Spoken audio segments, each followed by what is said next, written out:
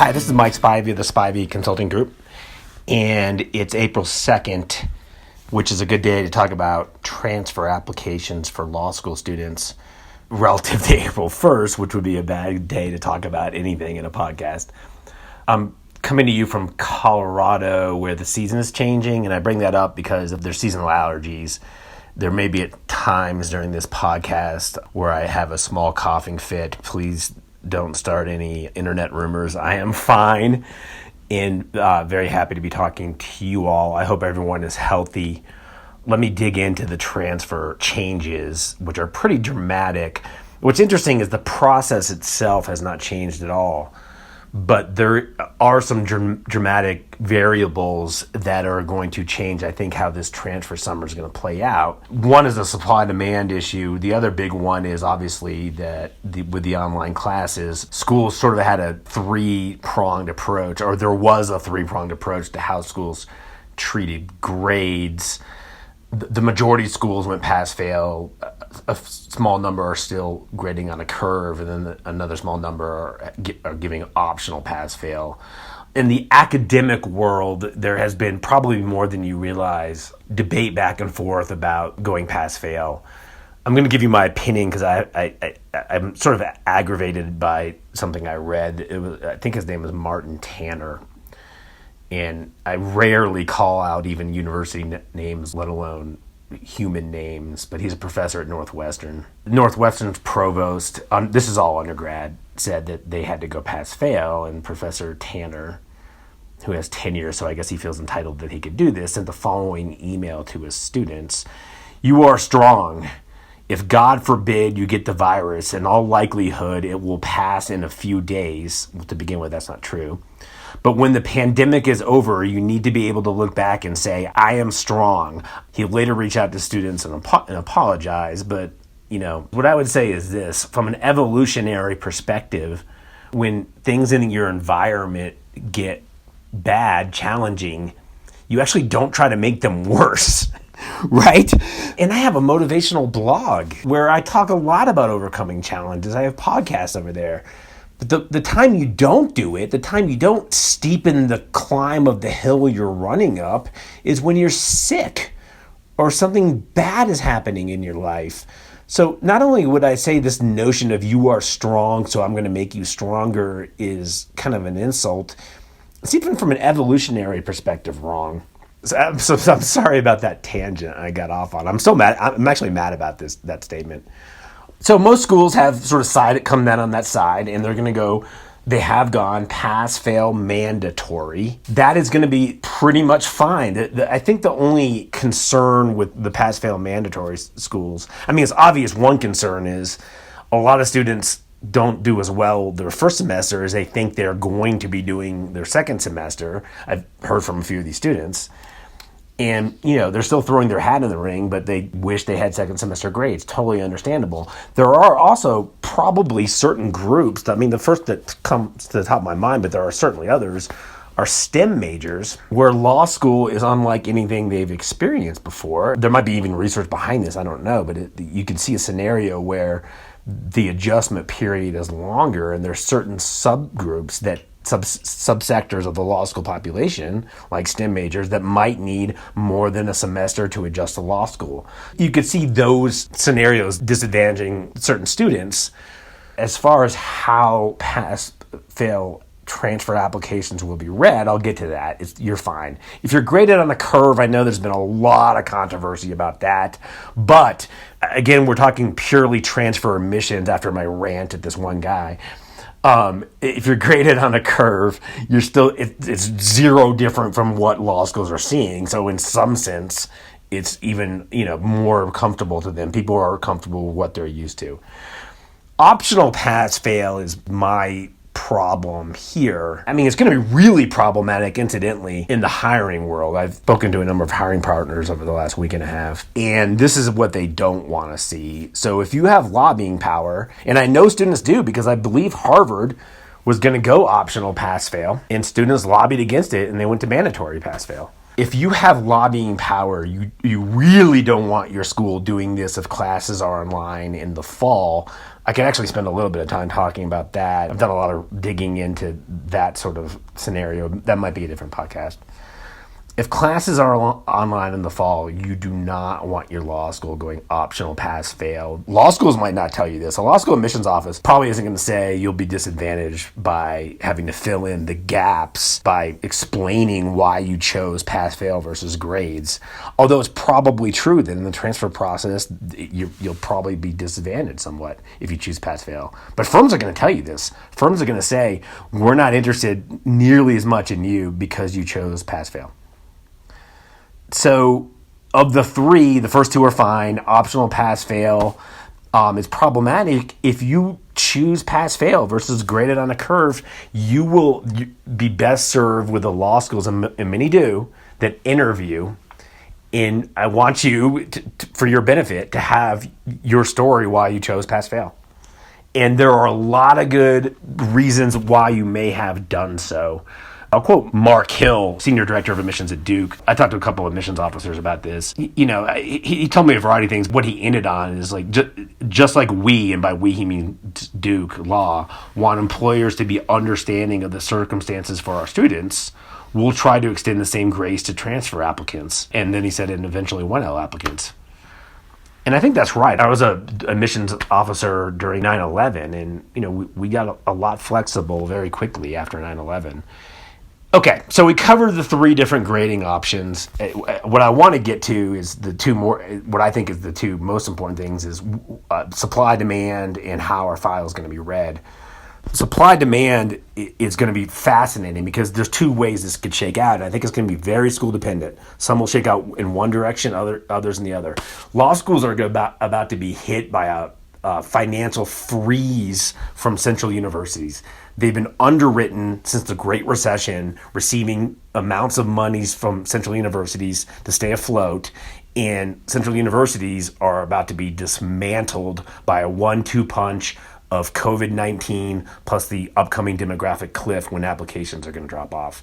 So central universities are not going to have money to hand out to law schools anymore, which I'll do a different something on because this is going to change the whole landscape, particularly how U.S. News and World Report is played by law schools.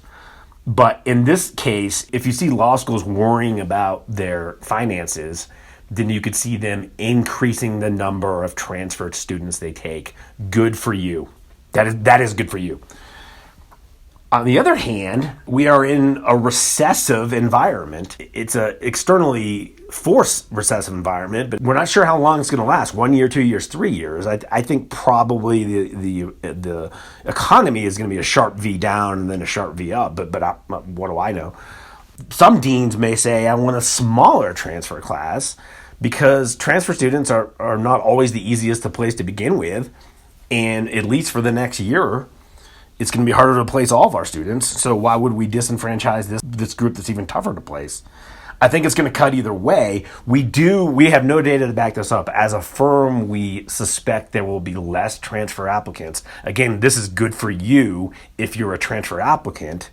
The pool will be smaller because there's just so much uncertainty. I think people are going to stay less explorative during these times of uncertainty. So probably a smaller transfer pool and maybe a larger need for transfer students, which would always mean greater number and percentages of transfer acceptances.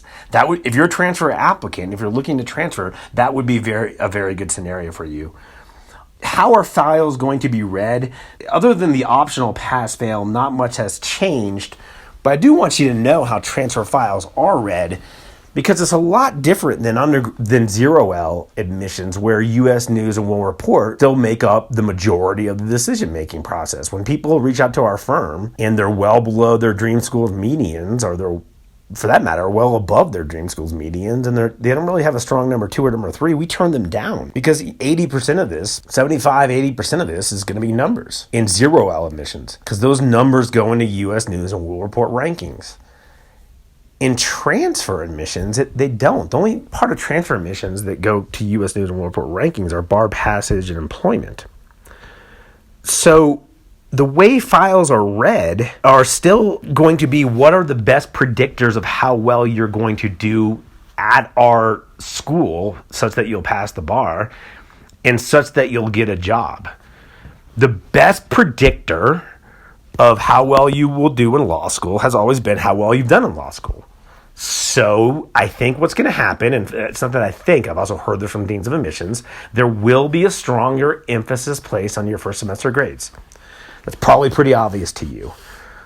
But there's also probably going to be a little bit more emphasis now than before on undergraduate performance. I don't think else that's going to be a big deal, which is, I think, good news for a number of transfer applicants. But I think how well schools are going to want more grades, so they're going to be more apt to look at your undergraduate performance. Classic example, you went to a school and received a 3.96 undergrad, and you did pretty well your 1L year, maybe like top 30%, but you were top 5% undergrad, and you had a low LSAT score. You're actually looking better in this scenario because I think schools are going to look at your 3.96 from your undergrad and say, in the fact you were top 30% and say, this is a grinder, a go-getter, a strong academic. They just didn't test well. I do think that the interview process is also going to take, again, without as much data, transfer interview process will take on a whole much more significance. And I think transfer interview questions are actually probably going to get a little bit more difficult because of the upcoming recession in as far as hiring. I think there's going to be a subset of law schools that are going to interview transfer applicants more like a law firm might interview a transfer applicant, which starts becoming like these fit assessments and these case study scenarios. This is just me guessing. I'm not sure if admissions has the time this might be more of an issue next year when they have the time to think this through. But I would be prepared for some difficult interview questions. You are always going to be asked, why are you interested in our school? Prepare for that one. That's the most important one. Why are you transferring? Why are you interested in our school? The cool thing about interviews is they almost can't ask you anything that you don't know unless they start doing case study scenarios. They're asking you about you. So I'll end on this note. Do not complain about your current school. Even if they sincerely, and this happens, of course, to many students every year, even if you were sincerely disadvantaged by a certain faculty member or the school in general, or and I could name a couple of schools where the student body is kind of exploding against the school, don't be the person that says, my school sucks, so I'm transferring. Those transfer applicants are greatly harmed by those kinds of statements. If anything, compliment your school. I love my time at this law school, and I greatly respect the faculty and the student body and what they did for me, but your school has always been my dream school. That is the most powerful possible thing you can ever say in a transfer application. Obviously, I hope you mean it, but if you aren't positive, if you aren't upbeat, at least fake it and don't complain about your school. Prepare for these interviews, prepare for the fact that they're going to look deeper into your undergraduate background. There's nothing you can do about it, but just know that they might ask you about undergrad classes for the first time. They very well might ask you about your undergrad GPA for the first time. They might take your undergraduate school more into consideration. I don't think they're going to take your LSAT score. I mean, they always look at your LSAT score, but I don't think it's going to be heightened or lessened. I think your first semester grades are going to matter more. I do think that there will be a number of schools that have atmospheric pressures to increase their transfer class sizes. Now, that's a good thing and a bad thing. If you're a transfer applicant and you want to get admitted, that's a good thing. But play it one more scenario down the road, which is if I do transfer in a recession where law firms are hiring less, am I hurting my chances of getting a job? If you're still at a school that's graded on a curve and you're top 10%, so if you're at Chicago Law and you're top 10%, yeah, probably you could transfer up to Harvard Law. But being at top 10% at Chicago Law, isn't that going to make you stand out in the interview process, in the OCI process? Those are things I want you to consider. Don't just consider the shining school on the top of the hill, but also ask yourself 2 iterations later, even if that shiny school has always been your dream, just play through where you stand as far as career aspects. I'm not saying transfer, I'm not saying don't. I am saying I think it's going to be an easier transfer cycle, which just makes it all the more important to sort of think through your reasons for transferring. Again, this was Mike Spivey of the Spivey Consulting Group, and I hope this was helpful.